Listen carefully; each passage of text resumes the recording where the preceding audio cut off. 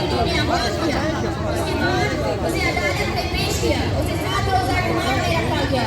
उसके बाद उसकी लाश उसके खानदान को सौंप दी गई। उसका खानदान वो खानदान जिसने अपने नौजवान बेटे के लिए ख्वाब देखे थे, सपने देखे थे, उसने अपनी लाश को भी बलोच कौम के लिए रखा। उसने कहा कि मैं अपनी लाश का उस मैयत को भी बलोच कौम के लिए रखती हूँ ताकि बलोच कौम भी मेरा एक बहुत बड़ा वो होता है। जब औरतें आती हैं तो सबके रुक जाती हैं, लेकिन आज औरतें आई हैं और आपको ये बोल रही है कि अपनी बका की जंग लड़े, अपनी बका की जंग लड़े। और जब लाश सामने आ जाती है तो आप सब लोगों को इकट्ठा होना पड़ेगा। सियासी जद्दोजहद में अपना किरदार अदा करें। दौसा से सिर्फ और सिर्फ बालाज तुर्बत से, शहजाद कलात से या शकूर पंजगूर से फेक इनकाउंटर में नहीं मारा गया, बल्कि दौसा से भी 2 अफराद को ये इस रियासत ने फेक इनकाउंटर में मारकर कत्ल कर दिया।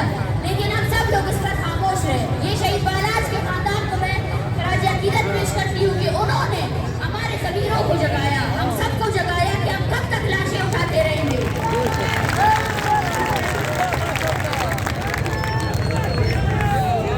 अब्दुल्ला बलोच और हैदर बलोच, जिसको इस रियासत ने दहशतगर्द करार देकर मारा था, वो मासूम थे, उनको लापता किया गया। उसके बाद फेक इनकाउंटर में उसको मारा। अब्दुल्ला बलोच और हैदर बलोच बलूचिस्तान के शोहदा में शामिल होते हैं और हम सब बलोच जंगली कबीले और हम सब उसको खराज अकीदत पेश करते हैं। बलोच नस्ल खुशी। दौसा के बलोचों, जब किसी मुल्क पर कोई कब्जागीर आकर हुक्मरानी करता है तो वहाँ मौजूद लोगों को वो तकसीम करता है। हम देखते हैं कि एक तरफ बलोच मर रहे हैं तो दूसरी तरफ मारने वाला भी बलोच है। और इस बात पर हमें अफसोस करना चाहिए।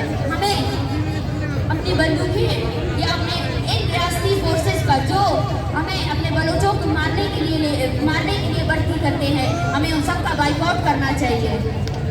जो बलोच का खून बहुत अहमियत रखता है।